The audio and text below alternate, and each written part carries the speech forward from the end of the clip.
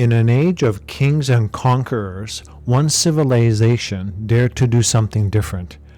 In the mountains of southwest Turkey, hiding in plain sight, lie the remains of a people who carved their world into cliffs and bound their cities together, not with crowns, but with votes. They built a federation of equals. They carved tombs that defied gravity, and then their identity slowly disappeared into history. This is the story of the Lycians, and what I'm about to show you will change how you see ancient history. When you think of ancient empires, you think of pyramids, legions, and emperors. But the Lycians were different. They weren't a centralized empire at all. They were a league of independent cities, each with its own identity, but united in a federation where every city-state had a voice in its own governance. The Greek historian Strabo, in his Geographica, described it with admiration. He wrote that larger cities cast 3 votes, medium ones 2, and smaller towns 1.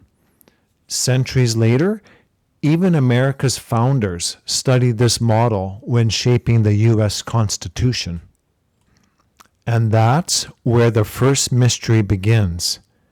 In a world of monarchs and conquerors, how did the Lycians manage such a radical idea? Look at this. These aren't buildings placed on a cliff.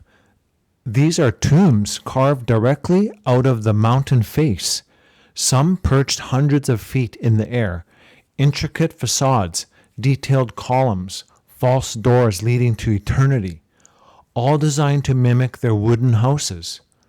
The artistry is staggering. Imagine hanging from ropes above a sheer cliff, hammer and chisel in hand, shaping an eternal home for the dead. But the secrets they left behind weren't just in stone, they were in words. The Lycians had their own unique language, written in a script adapted from Greek.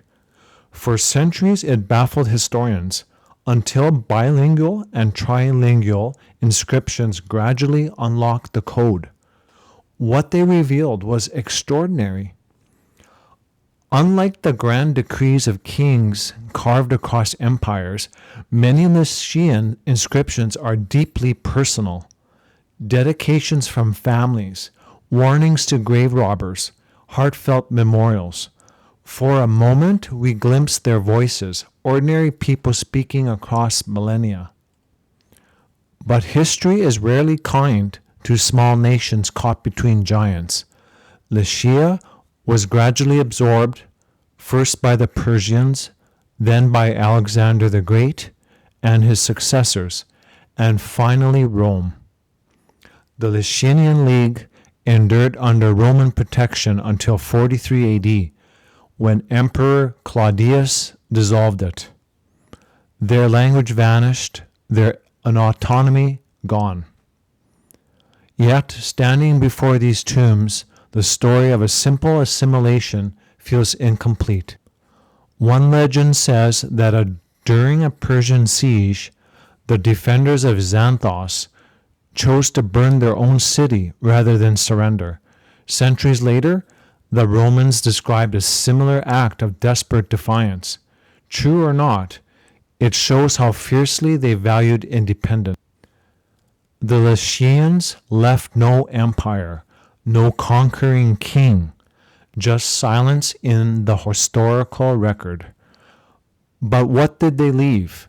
Stone tombs suspended in cliffs, a federation that inspired republics for centuries later, and words that still whisper of family and belonging. Challenges everything we assume about power and legacy. If you could stand before just one Lycian site, tomorrow, Xanthos, the capital of heroes, Myra, with its rows of tombs above the harbor, or Telos, high on its mountain fortress. Tell me in the comments which one you'd choose and why. Join us every Thursday and Sunday at 5 p.m. Mountain Time. Subscribe so you don't miss the next mystery. That's it for today's video, folks. See you next time, right here on Documentify TV.